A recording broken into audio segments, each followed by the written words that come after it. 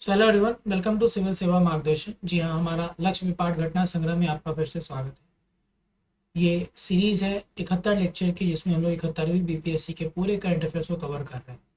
आज हम लोग 12वें लेक्चर के साथ जुड़ रहे हैं। इस पूरे सीरीज में हम लोग अक्टूबर 2024 से लेकर अगस्त 2025 तक के करंट अफेयर्स को कवर करेंगे। और उसमें हम लोग आज नवंबर के आखिरी पार्ट यानी छठे पार्ट के साथ जुड़ रहे हैं। अक्टूबर खत्म हो चुका है 6 पार्ट में। आज नवंबर भी कंप्लीट हम लोग कर देंगे। हर दिन हम लोग 2 नेशनल, 2 इंटरनेशनल, फिर साथ साथ हम लोग 2 बिहार और 4 जो है हम लोग वो मिसलेनियस न्यूज़ को कवर करते हैं। और साथ ही साथ हम लोग 10 जो है वो डिस्कस करते हैं। क्या हमारे 10 एमसीक्यूज़ को भी हम लोग डिस्कस करते हैं इसी के साथ। तो चलिए आज का डिस्कशन शुरू करते हैं। पहला है नेशनल न्यूज़। अगर आप देखोगे तो माइनॉरिटी इंस्टीट्यूशन का जो स्टेटस है वो अलीगढ़ मुस्लिम यूनिवर्सिटी के लिए इसका रास्ता साफ हो गया। क्यों ये एक न्यूज़ में है? तो देखिए, सुप्रीम कोर्ट के अंदर एक केस हुआ था 1967 में, अजीज बादशाह केस। अजीज बादशाह केस क्या हुआ था? क्योंकि इस केस में कोर्ट ने कहा था कि अलीगढ़ मुस्लिम यूनिवर्सिटी जो है, जो एक स्टैट्यूटरी रिकॉग्निशन उसको मिल गया था, जो कि एक स्टैट्यूटरी रिकॉग्निशन मतलब एक कानून के द्वारा इसको रिकॉग्नाइज कर दिया गया था।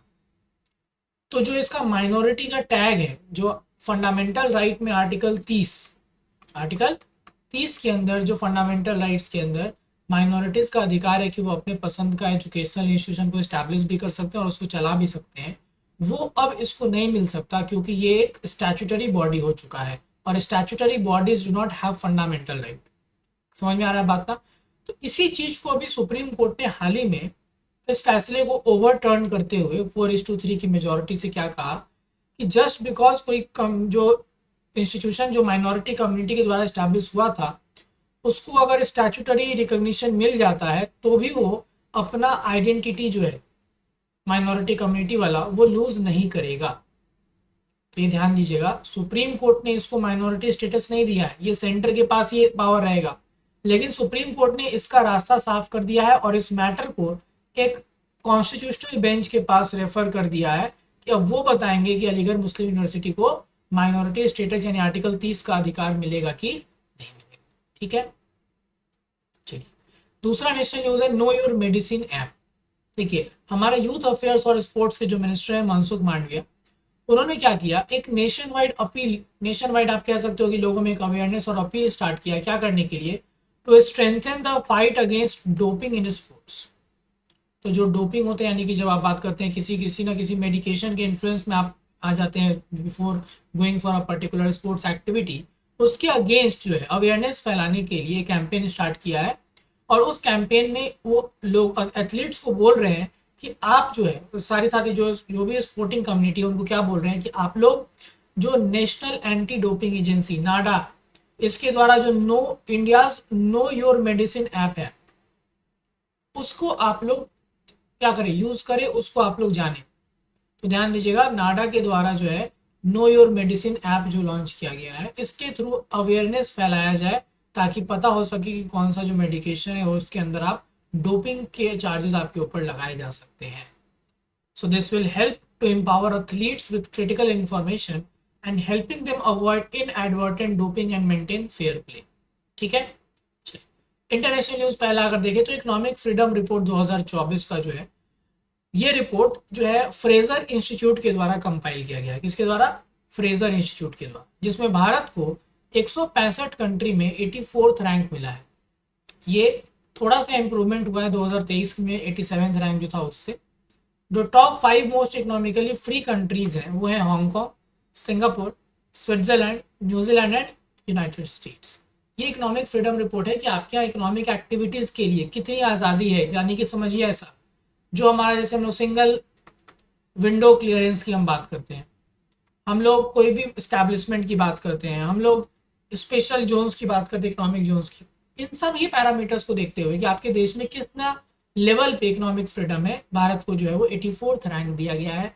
टॉप 5 कंट्रीज याद कर लेंगे, हांगकॉन्ग, सिंगापुर, स्विट्जरलैंड, न्यूजीलैंड और यूएस। ठीक है, अगला एरो 3 मिसाइल इंटरसेप्शन सिस्टम। देखिए, इसराइल का जो डिफेंस मिनिस्ट्री, इसराइल न्यूज में है, ऐसे जो न्यूज है वो इंपॉर्टेंट बन जाते हैं।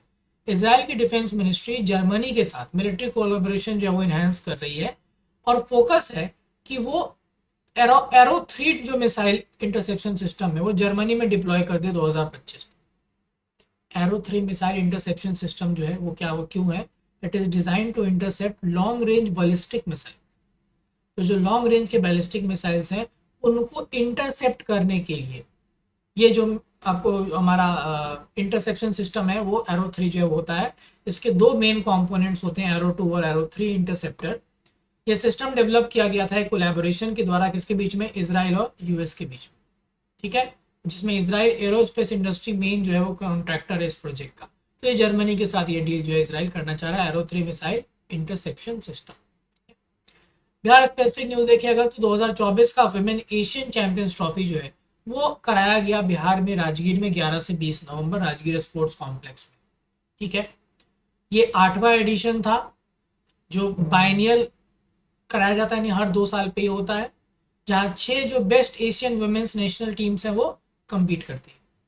इस बार जो बिहार में हुआ तो उसका मैस्कॉट जो कि अक्टूबर महीने में सीएम ने इनॉग्रेट किया था, तो मैस्कॉट गुड़िया और जो लोगो है वो है बोधि ट्री, ठीक है। जो स्टार्टिंग में हमने इमेज देखा था आज की शुरुआत में वो उसी के बारे में था, वो बोधि ट्री वही लोगो है। और इसमें अगर देखेंगे तो इंडियन वुमेन टीम जो है उसने जीत लिया ये टाइटल। अगर आप देखेंगे तो 1-0 से ये टाइटल जीता है।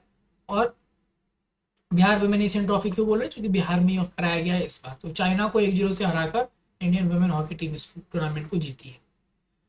नेक्स्ट बिहार स्पेसिफिक अगर न्यूज देखेंगे तो कुफरी चिप्सोना, कुफरी चिप्सोना 1 जो है वो पोटैटो का एक वैरायटी है जिसको बिहार के एग्रीकल्चर डिपार्टमेंट ने इंट्रोड्यूस किया है 7 जिलों में, ताकि पोटैटो का सप्लाई फूड प्रोसेसिंग यूनिट्स में बढ़ सके। तो आलू के कुफरी चिप्सोना प्रवेद के क्षेत्र विस्तार योजना जो है ये लॉन्च किया गया एग्रीकल्चर विभाग के द्वारा। और ये कहता है कि कुफरी चिप्सोना जो वैरायटी उसका प्रोडक्शन बढ़ाया जाए, ताकि जो एरिया है उस एरिया में ज़्यादा से ज़्यादा एरिया में इसको हम लोग अगर क्या कहते हैं ग्रो करते हैं तो फार्मर्स का इनकम जो है वो बढ़ जाएगा, क्योंकि फूड प्रोसेसिंग इंडस्ट्रीज तक ज़्यादा सामान पहुँचेगा। और इस स्कीम में जो सर्टिफाइड क्वालिटी सीड्स हैं इस पर्टिकुलर वैरायटी के, जो पोटैटो प्रोसेसिंग के लिए बहुत सुटेबल होते हैं, वो फार्मर्स को भी अवेलेबल कराएगा सरकार, ठीक है। तो आपसे क्वेश्चन पूछ देगा Kufri Chipsona 1 recently seen in the news is a variety of which of the following? तो याद रखना है पोटैटो का। मिसलेनियस का पहला न्यूज देखे, Singapore tops Henley passport index again. तो सिंगापुर दोबारा से जो हेनली पासपोर्ट इंडेक्स है जो कि एक आपको क्वार्टरली रैंकिंग देता है, ये रैंकिंग क्या चीज के बेसिस पे है कि कितने कंट्रीज में, देखिएगा ध्यान से, आपके लोगों को, आपके देश के सिटीजन को कितने कंट्रीज में वीजा के बिना, यानी वीजा ऑन अराइवल जैसा system, visa free entry allowed है, ठीक है। तो अगर आप देखेंगे तो सिंगापुर को फर्स्ट रैंक मिला है, जो कि इसके जो लोग हैं वो 195 कंट्रीज में बिना वीजा के जा सकते हैं। अगर हम लोग इंडिया की बात करेंगे तो इंडिया का जो रैंकिंग रखा गया है वो 83rd प्लेस पे है, और इंडिया के लोग 58 देशों में बिना वीजा के जा सकते हैं। ध्यान दीजिएगा, ये हम नवंबर का न्यूज़ आपको बता रहे हैं, ये हर क्वार्टरली रिलीज होता है 3-3 महीने पे। तो आपको ध्यान रखना है कि ये आपको जो हम लोग बात करते हैं ये अपडेट हो चुका होगा, तो उसमें आपको 1-2 ऊपर नीचे रैंकिंग दिखेगा, कभी 84 कभी 83, ऐसे इंडिया का रेंज रहता है। France, Germany, Italy, Japan, Spain second place में, 192 कंट्रीज में यहाँ के लोग बिना वीजा के जा सकते हैं। यूनाइटेड स्टेट्स 8वें प्लेस पे है। क्लियर यहाँ तक? अगला है कायाकल्प स्कीम। तो राजस्थान का कॉलेज एजुकेशन कमीशन जो है उसने इस इनिशिएटिव को मैंडेट कर दिया है अपने यहाँ पे। ध्यान से दीजिएगा, देखिएगा ये स्कीम है क्या। इस स्कीम में पहले तो राजस्थान क्या कर रहा है वो समझिए। 20 गवर्नमेंट कॉलेज जो है वो अपने फ्रंट फैसेट्स को पेंट करेंगे और एंट्री हॉल्स को पेंट करेंगे ऑरेंज। और ये डायरेक्शन जो है वो कायाकल्प स्कीम के अकॉर्डिंग होगा, क्योंकि ये स्कीम एक पॉजिटिव एनवायरनमेंट जो है एजुकेशन इंस्टीट्यूशन में उसको प्रमोट करता है, इनकरेज करता है। ये स्कीम देश भर का एक इनिशिएटिव है जो हेल्थ और फैमिली वेलफेयर मंत्रालय के द्वारा लाया गया था, जिसका गोल क्या है कि आपको जो भी ऐसा इंस्टीट्यूशन है जो पब्लिक, जहाँ पे हेल्थ केयर फैसिलिटीज़ की हम बात करते हैं या जहाँ पे भी पब्लिक इंस्टीट्यूशंस हैं, उन जगहों पे क्लीनलीनेस और हाइजीन को प्रमोट करना, ताकि इन्फेक्शन को रोका जा सके। इसके लिए क्या है? कायाकल्प स्कीम, ठीक है। देन INSV तारिणी जो है वो एक हिस्टोरिक जो जर्नी है, वॉयज है, वो कंप्लीट किया ऑस्ट्रेलिया के लिए, ठीक है।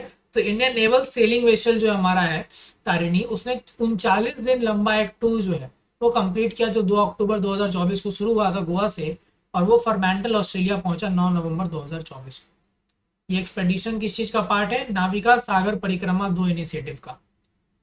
आईएनएसवी तारिणी में ऑल वुमेन फ्लीट, और ये जेंडर इक्वालिटी को प्रमोट करता है। इसको फ्लैग ऑफ किए थे admiral Dinesh K Tripathi. Vessel covered a total distance of 4900 nautical miles, और बहुत इंपॉर्टेंट ज्योग्राफिकल पॉइंट्स क्रॉस किया, जैसे equator, Capricorn, tropic of Capricorn, ये सब। इस क्रू में अगर आप देखेंगे तो 2 फीमेल ऑफिसर्स थी, लेफ्टिनेंट कैडर दिलना के एंड रूपा। ठीक है, तो ये आपको ध्यान रखना, आईएनएसवी तारिणी।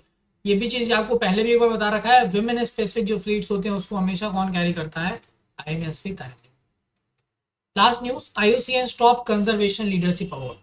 तो international union for conservation nature जो है, उसने असम बेस्ड जो कंजर्वेशन साइंटिस्ट हैं विभव कुमार तालुकदार, उनको ये प्रेस्टिजियस हैरी मेसल अवार्ड जो है कंजर्वेशन लीडरशिप का, वो दिया है किसके द्वारा? By species survival commission of IUCN.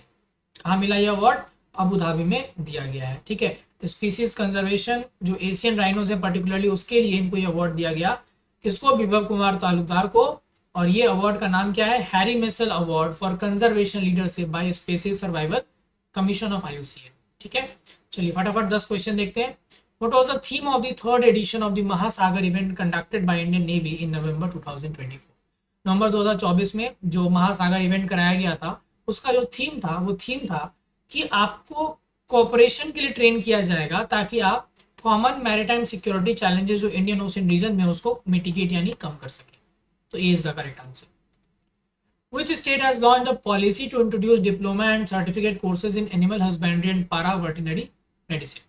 तो पारा वेटनरी और मेडिसिन और एनिमल हस्बेंड्री में सर्टिफिकेट और डिप्लोमा कोर्सेज जो है वो उत्तर प्रदेश ने अपने यहाँ पे शुरू किया है।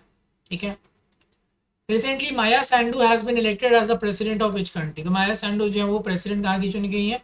अब बात करें मोल्दोवा। ठीक है, which state has become the first state in India to adopt an air shed based approach for clean air project? ठीक है, जब हम बात करते हैं कौन से राज्य ने अभी हाल ही में, अगर आप देखोगे तो पहला राज्य बना है क्या करने का? Air shed based approach for clean air project अपनाने का। तो इसका सही जवाब अगर आप देखेंगे तो इसका सही जवाब है उत्तर प्रदेश। ठीक है, next, which day is observed as international day for preventing the exploitation of environment in war and armed conflict? ये 6 नवंबर को जो है वो इंटरनेशनल डे क्या चीज के लिए? Preventing the exploitation of environment in war and armed conflict मनाया जाता है। ठीक है, किस स्टेट ने अभी 35% रिजर्वेशन वुमेन के लिए ऑल स्टेट गवर्नमेंट रिक्रूटमेंट्स में अप्रूव किया है? 35% रिजर्वेशन जैसे बिहार में भी है, ये अप्रूव किया गया अभी हाल ही में मध्य प्रदेश के द्वारा। Next, where was the 4th LG horse polo cup 2024 inaugurated? जो 4th LG horse polo cup है वो लद्दाख में इनॉग्रेट किया गया है अभी। ठीक है, लद्दाख में। Where was the first integrated check post along the India Bhutan border inaugurated? India Bhutan border का जो इंटीग्रेटेड चेक पोस्ट है पहला, वो दरंगा असम में जो है वो इनॉग्रेट किया गया। किस कंट्री को हॉर्न ऑफ अफ्रीका में इंक्लूड किया था? किन कंट्रीज को? तो हॉर्न ऑफ अफ्रीका में अगर आप देखेंगे तो इथियोपिया, डिजिबाउटी, एरिट्रिया और सोमालिया, ये चारों कंट्रीज जो है वो हॉर्न ऑफ अफ्रीका में आती हैं। जो आप देखते होगे जो अरेबियन सी से जो रूट जाता है, तो यहाँ पे जो इस तरह से जो कंट्रीज यहाँ पे छोटी छोटी कंट्रीज बनी हुई हैं, वही हॉर्न ऑफ अफ्रीका कहलाती है। Last, which countries space agency recently launch two Iranian satellite Kowsar and Hodhod? तो कौसर और हुडहुड जो सैटेलाइट है वो रसिया ने लॉन्च किया है ईरान की सैटेलाइट को अपने स्पेस स्टेशन से। ठीक है, तो हमारा इसी के साथ जो नवंबर महीने का पूरा न्यूज़ था वो हमने 6 पार्ट में अच्छे से कवर कर दिया है। अब अक्टूबर नवंबर का रिवीजन आप लेक्चर जो है चाहो तो एक बार दोबारा से आप फटाफट स्पीड बढ़ा के देख सकते हैं। दिसंबर का लेक्चर से हम लोग कल शुरू करेंगे। एक चीज़ ध्यान देंगे, जनवरी महीने से जो है हम लोग थोड़ा और डिटेल कवरेज करेंगे। ठीक है ना, यानी कि हो सकता है कि जनवरी महीने से ये 6 नहीं, हम लोग 8 लेक्चर में कंप्लीट करें, और लास्ट जो 3 महीना हमारा रहेगा वो शायद 10-12 लेक्चर में 1 महीना भी कंप्लीट करेंगे। तो ये ध्यान रखना है कि पूरा का पूरा ओवरऑल कवरेज हम लोग इसके थ्रू आराम से कर लेंगे। ठीक है, चलिए, थैंक यू।